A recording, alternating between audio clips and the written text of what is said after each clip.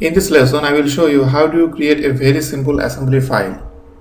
To make the assembly file, there are a few ways. First, I will show you how do you create assembly file from the drop down menu of the main menu. If I go to this file and new, or you can also press this icon, blank paper icon. If I select this one, you can see there are three options here. One is for part, one is for assembly, and one is for drawing. So I will make the assembly file, so I have to select this assembly template. When I select this assembly, you can see I am in the assembly environment, because you can see there is a assembly tab here, and on the left side in the property manager you can see few options here. So I am inside the assembly, but inside the assembly there is no part. First I have to add the part. If I go to the bottom, you can see there is a browse button. From this browse button I have to select any one part or two part, then I have to press open. Or you can select your part from this box, and here it says open documents. That means if I see from this window, you can see this part 1 and part 2 already open here. That's why it is showing here. If you don't open this part 1 and part 2, then it will not show here. So if I select part 1, you can see this is the graphic window. Inside the graphic window I can see the preview.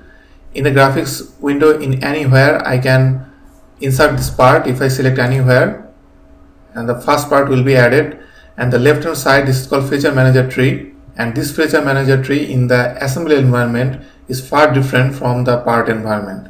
Assembly environment, you can see this is the assembly. Under this assembly there is no different type of feature like sweep, extrude boards or something like that. Just only the part. This is one part I already added here, which you can see from here. If you add more than one part here, it will be listed here. And at the bottom you can see there is a mate here. If you want to mate one part with another, in that case that all the mate will be listed under this mate folder. This is the one way to make the assembly. I will show you another way.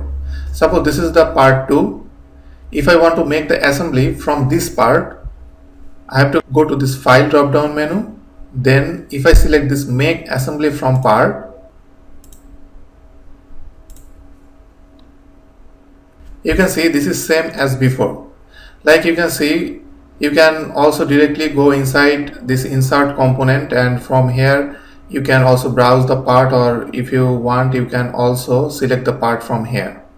And this part already open here, that's why it has been selected here. And if I select anywhere in the graphic window, this part will be added here. That means if I go to this new, I have to do one more additional step. Or if I select this option, make assembly from part or from assembly, then I will move one more step. In the next lesson I will show you how do you create multi-part in one assembly.